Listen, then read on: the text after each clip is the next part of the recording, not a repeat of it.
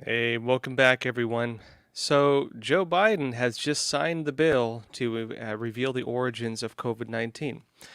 This is, of course, following assessment from both the FBI and the Department of Energy that the COVID 19 virus did, in fact, leak from a laboratory and probably in Wuhan, China. We're going to be seeing the evidence they have of this. We can assume it's not definitive evidence, but the evidence is there. The evidence has been there for, she's going on, what, 3, 4 years now, as we've been talking about. So we'll see what is released. I'll be following this, of course, as it comes out, but we're going to go over that today. Also, folks, as I mentioned yesterday, while they're going after Trump with this whole Stormy Daniels thing, who, by the way, admitted she lied about the entire thing. Remember, she has to pay Trump's legal fees, $300,000. This should be fruit of the poisonous tree, meaning someone makes false accusations, admits they make false accusations, but because you try to pay them off because you're a billionaire and you're trying to run for president and you don't want to have to deal with it, right? You pay a lawyer to deal with it. They come and sue you. They come and try to press charges for you for trying to, get rid of the thing they falsified against you. And here we are now. But something very interesting, it turns out that Congress has its own slush fund, and you and I, the taxpayers, are paying for it. We pay for a congressional slush fund to deal with things exactly like this. And some of the accusations on that, going back to 2017, included information suggesting this was not even about protecting the victims. It was, in fact, very difficult for the victims. This was about protecting members of Congress. It's wild stuff. I'll be talking about this today. And also, we'll see what happens with the charges against Trump. Trump said he's going to be arrested. He's not arrested yet. They're now saying next week, but guess what? They held their first, hearing on this stuff, on the charges. Alvin Bragg, the DA, is under a lot of heat. There's rumors he might drop the whole thing because it turns out he was withholding evidence, withholding exculpatory evidence. But guess what? Georgia now wants to charge Trump. And so we're going to go into that. Next in line on the Trump legal charges and what they're going after him on. Hey, folks, interesting day. I'll be going over these stories and more, so stick around. Those of you on Twitter, YouTube, Facebook, Rumble, we will jump over exclusively to Epoch TV after about 25 minutes, so be sure to join us there. That said, folks, jump into the first story. Let me show you first what's happening with the origins of COVID-19. Washington Examiner said, Biden quietly signs COVID-19 origins bill into law. He had initially said he wasn't sure whether or not he would sign it, but let me show you what happened. It says President Joe Biden quietly signed into law a bill requiring the declassification of intelligence on the origins of COVID-19. They're saying he quietly signed it because he actually included it on the back end of another bill he signed, shooting down. He just vetoed some Republican attempt to get some laws passed, specifically around ESG. Biden just shut down some of the ESG initiatives or anti-ESG initiatives in the Republicans. But included within that is this, and Biden said, quote, I share the Congress's goal of releasing as much information as possible about the origins of COVID-19 disease, 2019, or COVID-19, Biden said. And in 2021, he said, I directed the intelligence community to use every tool at its disposal to investigate the origin of COVID-19. And that work is ongoing. We need to get to the bottom of COVID-19's origins to help ensure we can better prevent future pandemics. So we'll see what happens with this. The only nuance here is that people have pointed out is that Biden said his exact words, that he shares Congress's goal of, quote, releasing as much information as possible. The as much as possible part, rather than all of the information, has some people wondering whether this means he's actually going to have the FBI and the Department of Energy actually release the information that they have used to make their now public assessments that COVID-19 came from a laboratory in China, or whether they might deem that not possible because of politics or whatever else. It's up in the air. We'll have to see. There's now this news story coming out that it comes from like the raccoon dog or something like that. Folks, they tried saying COVID-19 came from the pangolin, which is like a lizard-looking creature. They tried saying it came from bat soup. They tried saying it came from the Huanan seafood market. They tried everything. Nothing has held water. Nothing has so far looked like it's true. The unfortunate reality is that some of the documents detailing Fauci's contracts with these companies, working as intermediaries, working with the Chinese laboratories, is they were specifically, EcoHealth Alliance and others, they were specifically looking into SARS-CoV, not SARS-CoV-2, but SARS-CoV, remember COVID-19 is SARS-CoV-2, and manipulating that and adding functions to it, what could be considered illegal virus research or gain-of-function research, to add functions to SARS-CoV, thereby creating what you could call SARS-CoV-2. And here we are now facing a virus designated as SARS-CoV-2. None of the attempts they've had trying to prove natural origin have held water so far. I'm not writing it off entirely. Some of you have mentioned to me that it's still possible, and Fauci's actually saying this now too, it is possible it leaked from a laboratory but was still of natural origin. Personally, I think the horseshoe bat virus it could be a possible origin of this, and even if that's the case, the horseshoe bat, of course, remember Dr. Shi Zhengli, the Batwoman of China, the scientist at the Wuhan Institute of Virology who is researching all these same viruses. Well, there was information suggesting they had found a virus very, very similar to SARS-CoV-2 in one of the bat caves of China, that being the horseshoe bat. And it is possible that it has natural origin. Again, we'll have to see. Lab leak does not necessarily mean lab altered, but we'll see. I'm not writing anything off. But I think my assessment is still public, and it's been public since I think 2019 or 2020 now, which is in the documentary investigating the origins of the Wuhan coronavirus, where I detail all of this evidence just a few months, I think, after the whole thing came out. That said, we'll see. This is actually going to have huge implications, and this is where the as much information as possible caveat could actually be important, because the Chinese Communist Party in Russia right now just signed some major agreements. They are publicly basically stating they believe the United States, as the leader of the international world order, has come to an end. They're now pushing for what they call the multipolar world order. Remember, we've been talking about this for probably a couple years now. The shift is now happening. Putin just had a meeting with most of the leaders of Africa. Xi Jinping and Putin just had a big agreement on trade and on defense. The alternate world system opposing the United States, with using the narrative that the United States as they knew it is now dead. This is the new world order, folks. And given this situation, will Biden make public information that could really dismantle the credibility of the Chinese Communist Party?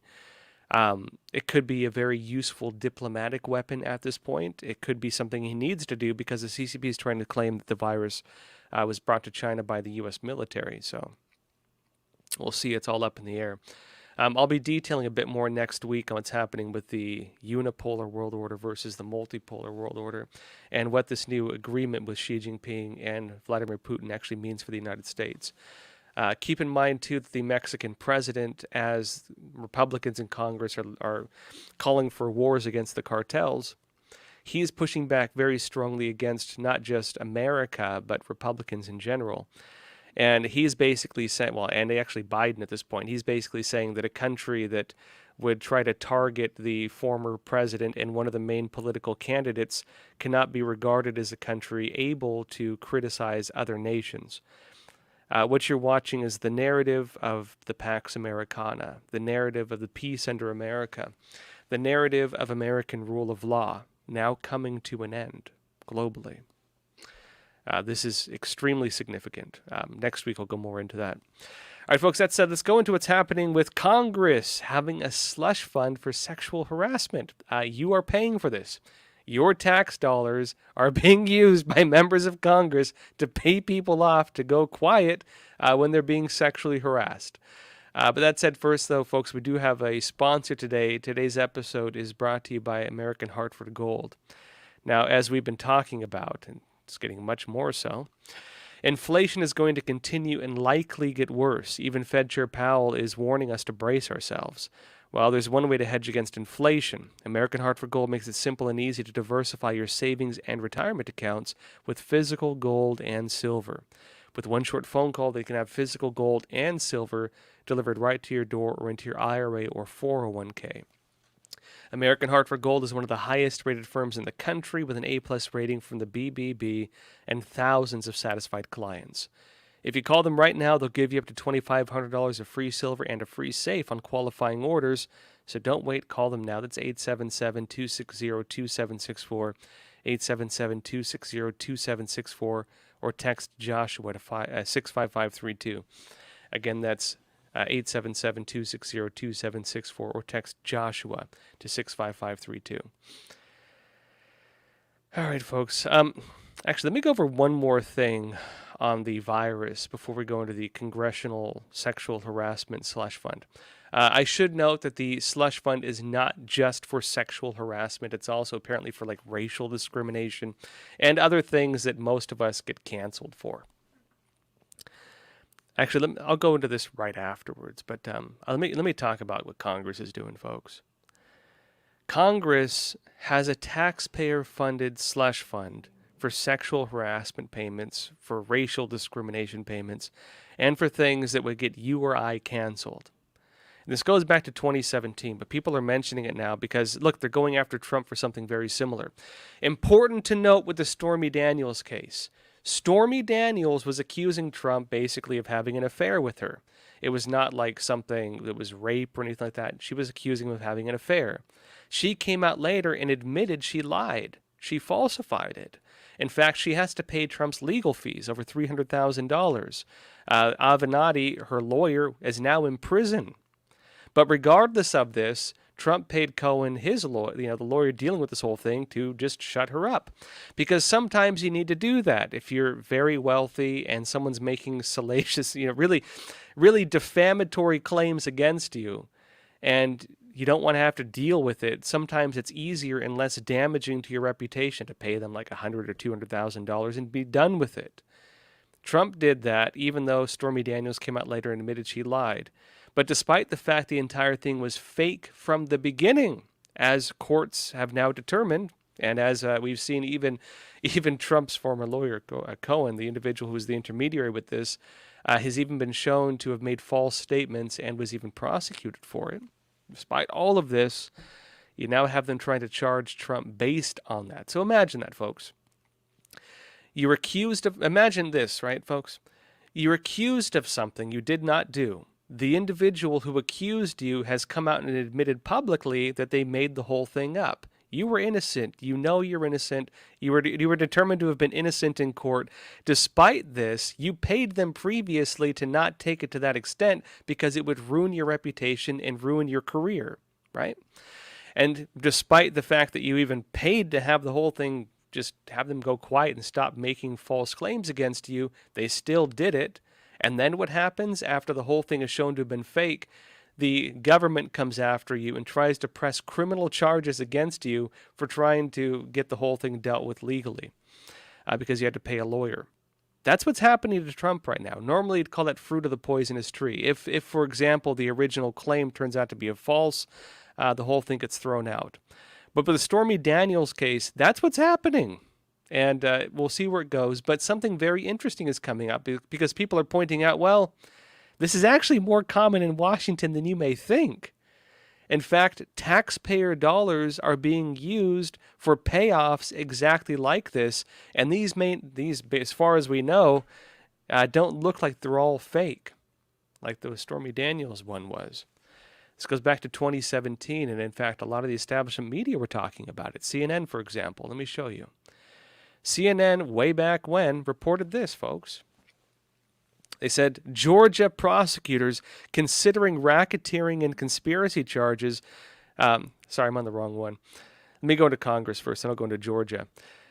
This is CNN here. Congress, in 2017, it says, right? Congress paid out $17 million in settlements.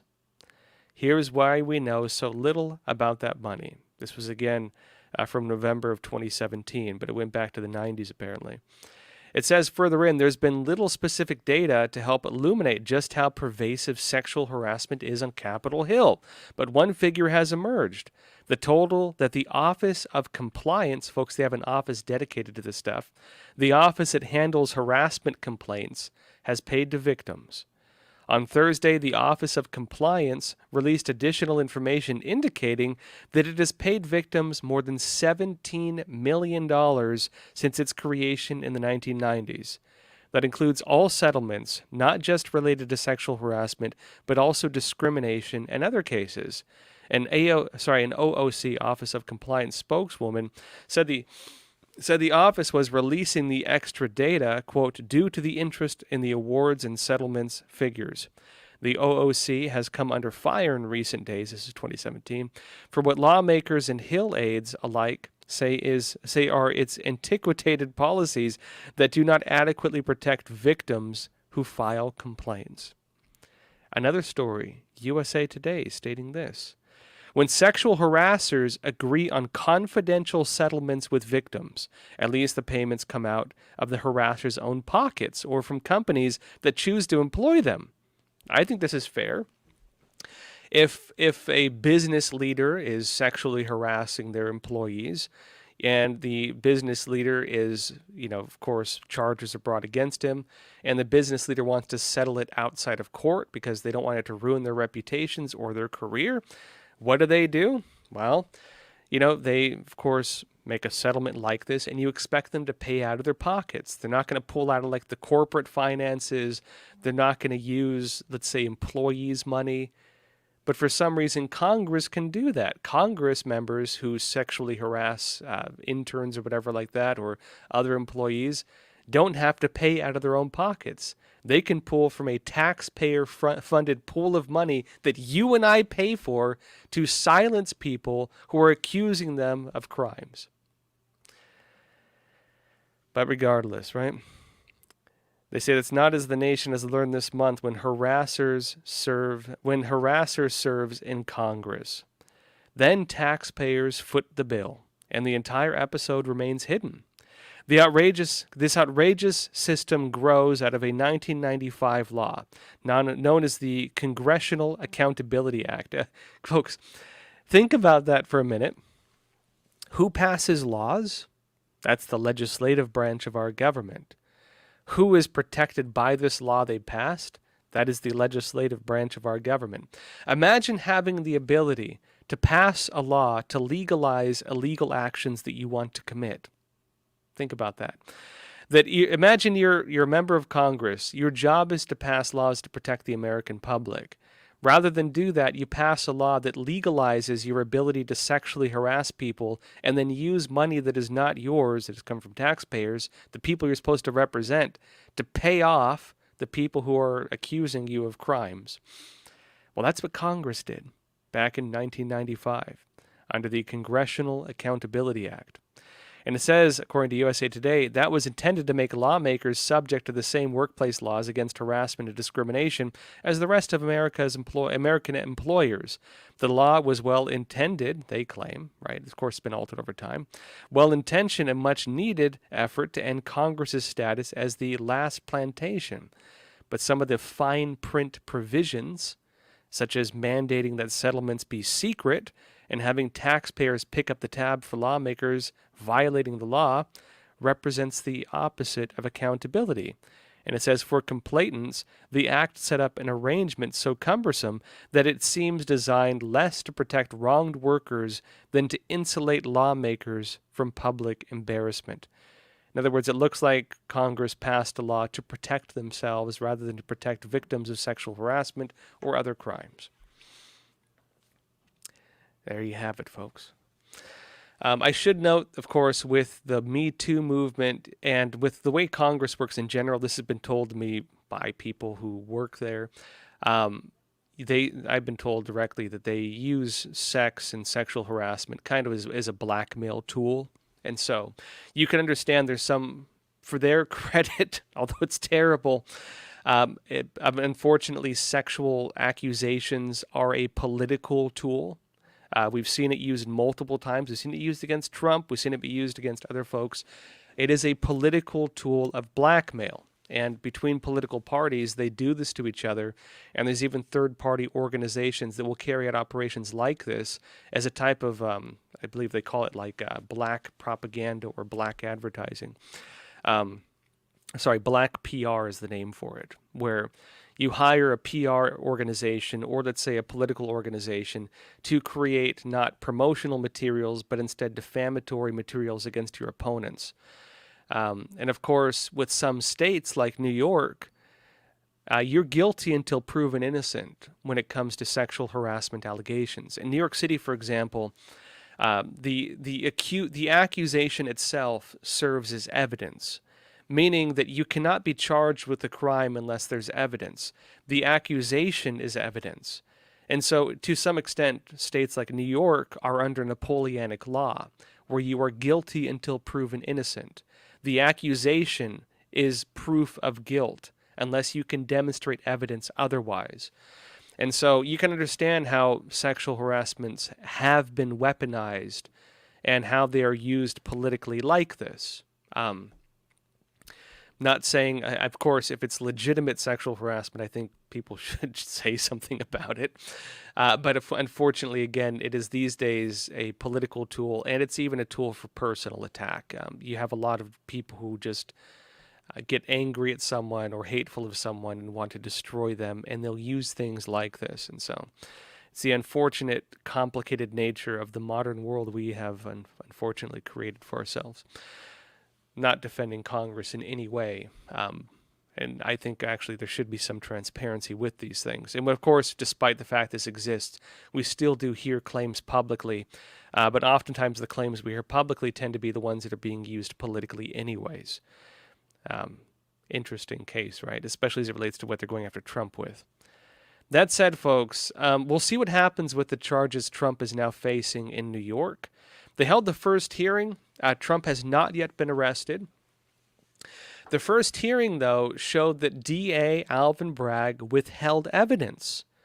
The district attorney, the one that was funded by Soros, the one who has been reducing roughly 50% of felonies to misdemeanors, and who is now using state law to override federal law, elevating a misdemeanor to a felony, using stuff that has already been proven to have been fake, including through investigations by Robert Mueller and other things. Regardless of all of this, and even using a witness, Cohen, who has been shown to be a serial liar, despite all of this, they're still moving forward with it, or at least tried to. Because during the first hearing, it turned out something very important, aside from the fact that most of the evidence looks like it's being severely undermined. Alvin Bragg himself withheld evidence and could actually face charges for prosecutorial misconduct. Trump could actually go after him legally, potentially, with this. We'll see if he decides still to move forward on trying to charge Trump with a crime. But guess what, folks? It is not over yet because, well, it's election season. And just like election season over the past couple years, election season means ongoing legal challenges to try to get Trump in prison. And Georgia is now next in line on this. Georgia is now threatening to prosecute Trump. This is not about Stormy Daniels or prostitutes or anything like that. This is about Trump challenging the 2020 elections. And they believe that they should go after Trump and try to arrest him for this. And Trump is already pushing back. I'll show you in a minute. But let me show you. CNN reports, Georgia prosecutors considering racketeering and conspiracy charges, I'll explain the context of that, in probe of effort to overturn Trump's 2020 loss, source says. It says Atlanta area prosecutors are considering bringing racketeering and conspiracy charges in connection with Donald Trump's efforts to overturn the 2020 elections in Georgia, according to a source with knowledge of the investigation. Investigators have a large amount of substantial evidence, CNN claims, related to a possible conspiracy from inside and outside the state, including recordings of phone calls, emails, text messages, documents, and testimony before a special grand jury. Their work, the source said, underscores the belief that the push to help Trump was not just a grassroots effort that originated inside the state. The special grand jury met for roughly 7 months in Atlanta and heard testimony from 75 witnesses, including some of Trump's closest advisors from his final weeks in the White House. They say it's recommended issuing multiple indictments in their final report. According to the jury foreperson who spoke out in the media blitz, which may actually undermine the entire case, by the way, we'll go into it. Fulton County District Attorney Fani Willis could make decisions on charges this spring, the source said. It's coming up very soon because it was entered spring. Willis will bring her charging recommendations to the regularly seated grand juries, who each serve 2-month terms. 2 regular Fulton County grand juries were seated in early March, and the next batch of 2 are scheduled to be sworn in early May. What is actually happening here? Let me show you, because Epoch Times had another story on it. Epoch Times said, an attorney for former President Donald Trump filed a motion in a state court in Georgia today to fend off an expected indictment resulting from a special purpose grand jury investigation in Georgia. So Trump's already pushing back on this. They've already filed a motion challenging it. And frankly, this, like every other thing they've tried throwing Trump in prison for, doesn't hold water. And let me tell you why. It says, besieged by legal challenges after announcing a 2024 presidential bid, the former president kicked off his first major counterpunch against what he calls a political witch hunt by Democrats with his Monday filing, and many others. It says further in, a court ruling in Trump's favor on this motion would dissolve one of 4 legal challenges that seek a criminal charge against the former president. Trump's motion comes as an attempt to uproot a year-long investigation on allegations that Trump and his allies engaged in election interference in the 2020 election. You could say that the Fulton County officials appear to be election deniers because they're accusing Trump of election interference, apparently. It says, initiated in early 2021 and run by Fani Willis, district attorney by Fulton County, Georgia, which had some of the most anomalies, I should note, on election night. The investigation focused on a call between Trump and Georgia Secretary of State Brad Raffensperger in January of 2021, when Trump asked Raffensperger to investigate potential voter fraud in Georgia during the 2016 presidential election, specifically about the previous one. Critics of Trump have alleged that the call constituted an act of election interference.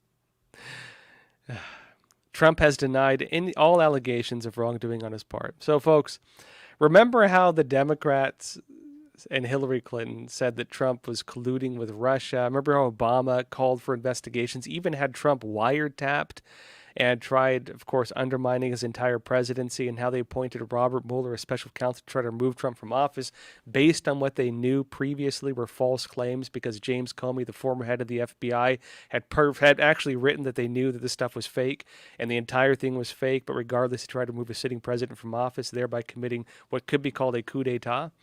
Remember all that? Well, Trump did much less than that, and they want to throw him in prison for it.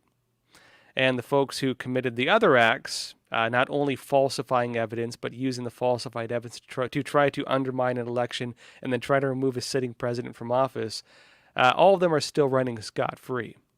But regardless. It says further in on the Georgia case, a key objection finding raised in his Monday filing to the Georgia investigation is regarding media tours taken by Emily Kohrs, a foreperson of the SPGJ. D.A. Willis and the judge overseeing the case. Findling alleges that these interviews compromised the case legally and judicially. If this sounds familiar, folks, it's because the same thing is happening with the Stormy Daniels case. The former prosecutor under Bragg, the DA, was doing media tours and even wrote a book on an ongoing investigation. The same thing in this case.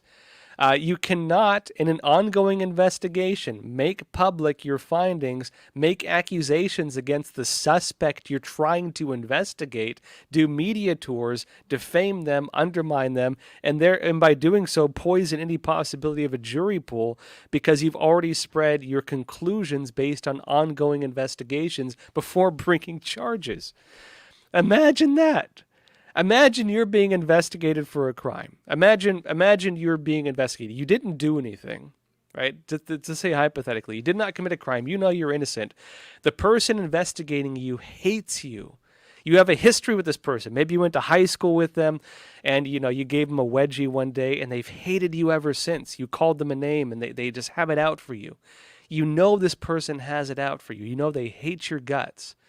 And then finally, they get a false claim and they work in the prosecutor's office and they're like coming after you, right? They're investigating you for this claim. You know you're innocent.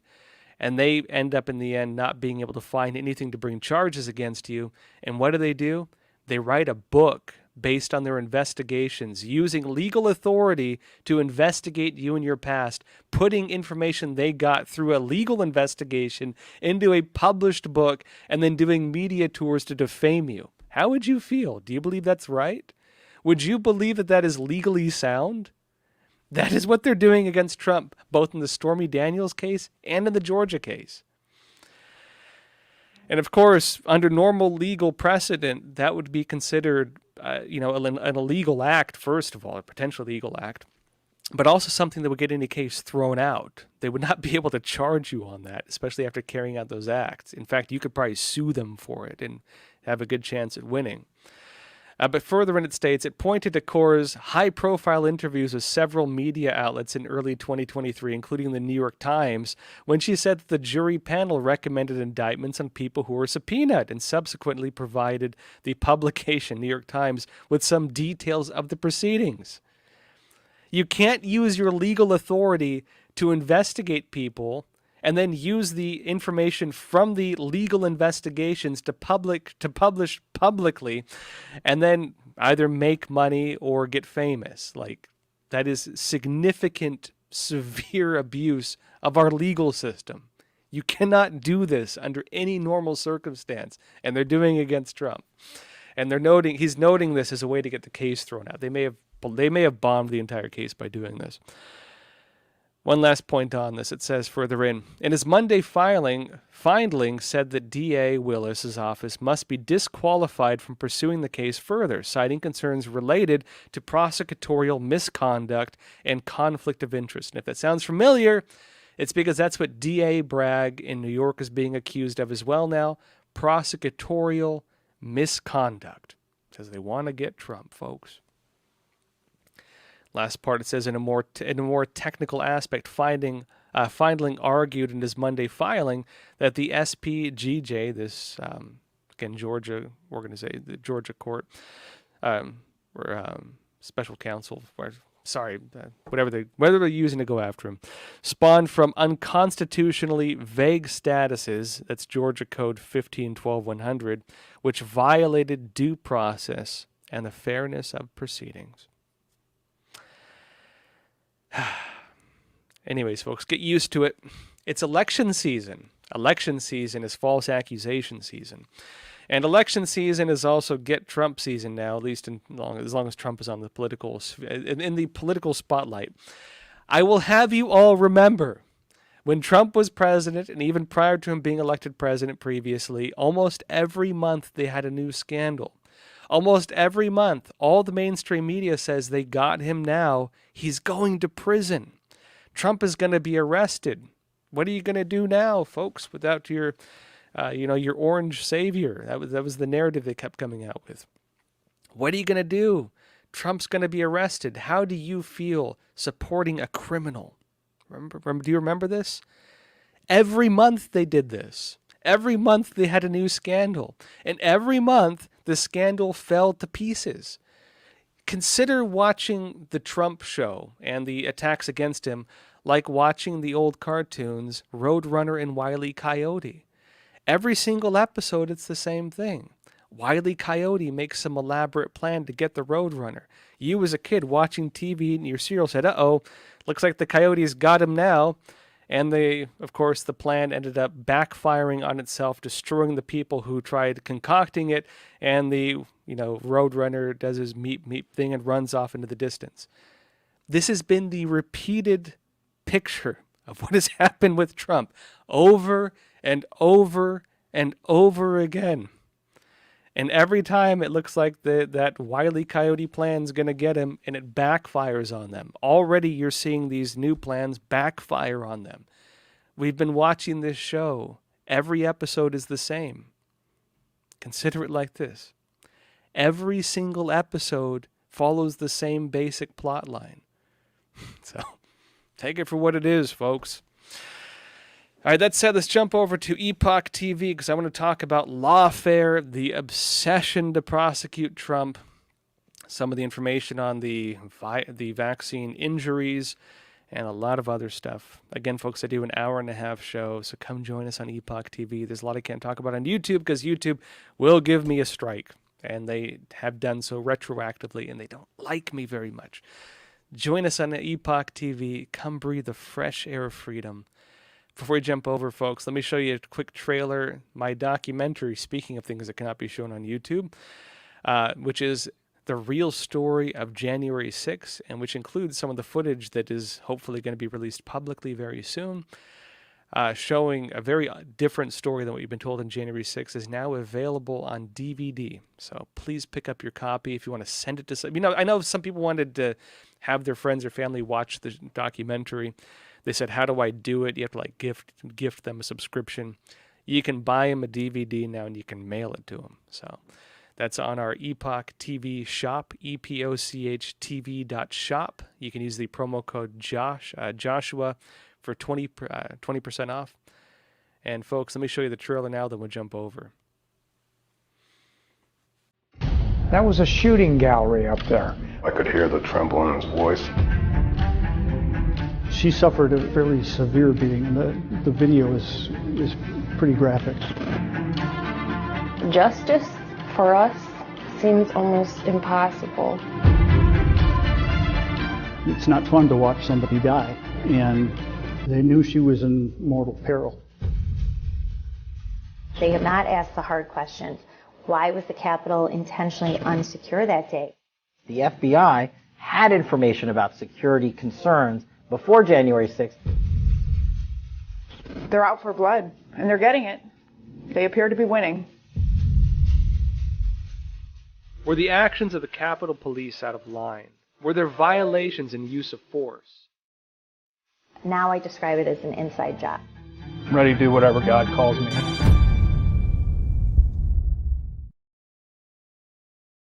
Again, folks, that is the real story of January 6th. If you're a subscriber, you can actually watch it already, but get your DVDs as well. Not only does it give you a copy you can keep yourself if ever gets pulled down or something like that, but it also helps us keep the show going. So I do appreciate your support. It also helps us actually make more documentaries. So get your DVDs, send them to your friends or family members. Again, that's on Epoch TV shop.